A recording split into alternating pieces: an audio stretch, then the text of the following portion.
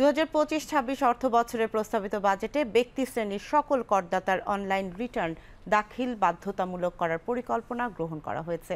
তাছাড়া ২০২৬-২৭ ও ২০২৭-২৮ কর বর্ষের জন্য ব্যক্তি করদাতাদের ক্ষেত্রে করমুক্ত আয়ের সীমা ৩,৭৫,০০০ টাকা করা হয়েছে।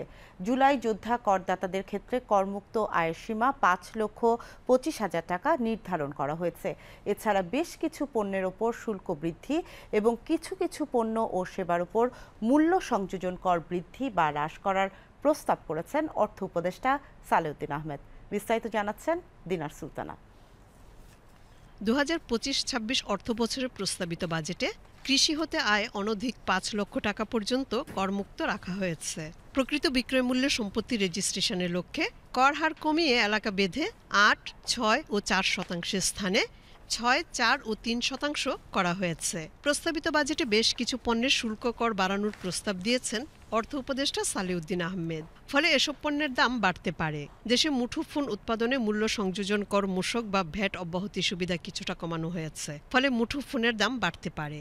Washing machine, microwave oven, electric oven, Blender, juicer, mixer, grinder, electric kettle, iron, rice cooker, multi cooker এবং প্রেসার কুকার উৎপাদনে ভ্যাট অব্যাহতি সুবিধা কিছুটা কমানো হয়েছে। ফলে এসব পণ্যের দাম বাড়তে পারে। প্লাস্টিকের তৈজসপত্র, গৃহস্থালী সামগ্রী এবং সমজাতীয় পণ্যের ভ্যাটের হার ৭.৫% থেকে বাড়িয়ে ১৫% করা হয়েছে। এর ফলে বাড়তে পারে এসব পণ্যের দাম। এলপিজি সিলিন্ডারে স্থানীয় পর্যায়ে ভ্যাট অব্যাহতি সুবিধা কিছুটা কমিয়ে মেয়াদ বাড়ানো হয়েছে।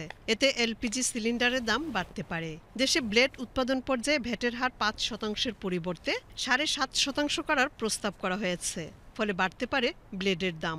সাবান ও শ্যাম্পুর কাঁচামাল স্থানীয় উৎপাদনের ক্ষেত্রে ভ্যাট অব্যাহতি সুবিধা কিছুটা হ্রাস করা হয়েছে। ফলে বাড়তে পারে সাবান ও শ্যাম্পুর দামও। অনলাইনে পণ্য বিক্রয় কমিশনের উপর ভ্যাটের হার ৫% থেকে ১৫% করা হয়েছে।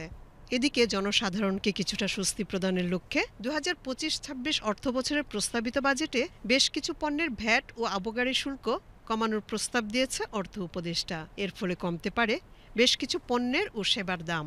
১ লক্ষ টাকার পরিবর্তে ৩ লক্ষ টাকা পর্যন্ত ব্যাংক স্থিতির উপর আবগারি শুল্ক অব্যাহতি প্রদান করা হয়েছে। এলএনজি আমদানি পর্যায়ে ভ্যাট অব্যাহতি প্রদান করা হয়েছে। ফলে কমতে পারে এলএনজির দাম। স্যানিটারি নেপকিন, প্যাকেটজাত তরল দুধ ও বল পয়েন্ট পেনের স্থানীয় ব্যবসায়ী পর্যায়ে ভ্যাট অব্যাহতি প্রদান করা হয়েছে। ফলে কমবে এসব পণ্যের দাম। ৩০ ইঞ্চি পর্যন্ত কম্পিউটার মনিটরের উৎপাদন ও ব্যবসায়ী পর্যায়ে ভ্যাট অব্যাহতি প্রদান করা হয়েছে। ফলে বড় কম্পিউটার মনিটরের দাম কমবে। এদিকে যাত্রী পরিবহনে ব্যবহৃত উড়োজাহাজের লিজ রেন্টের ভ্যাট অব্যাহতি প্রদান করা হয়েছে। ফলে কমতে পারে বিমানের ভাড়া।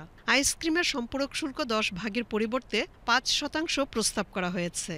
ফলে কমতে পারে আইসক্রিমের দাম। এছাড়া ৪৫টি সেবা গ্রহণের ক্ষেত্রে আয়কর রিটার্ন দাখিলের প্রমাণ উপস্থাপনের বাধ্যবাধকতা শিথিল করে ক্রেডিট কার্ড সহ ১২টি সেবা গ্রহণের ক্ষেত্রে টিআইএন সার্টিফিকেট দাখিলের বিধান করা হয়েছে।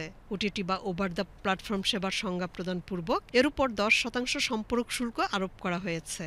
এদিকে মার্কিন যুক্তরাষ্ট্রের সঙ্গে বাণিজ্য সংলাপের প্রস্তুতির অংশ হিসেবে ১১০টি পণ্যের আমদানি শুল্ক প্রত্যাহার, ৬৫টি পণ্যের আমদানি শুল্ক হ্রাস এবং ৯টি পণ্যের সম্পূরক শুল্ক সম্পূর্ণরূপে প্রত্যাহার এবং ৪৪২টি পণ্যের সম্পূরক শুল্ক হ্রাস করার প্রস্তাব করা হয়েছে। এতে করে জনসাধারণের উপর করের ভার কিছুটা লাঘব হবে। দিনার সুলতানা, বিটিভি নিউজ।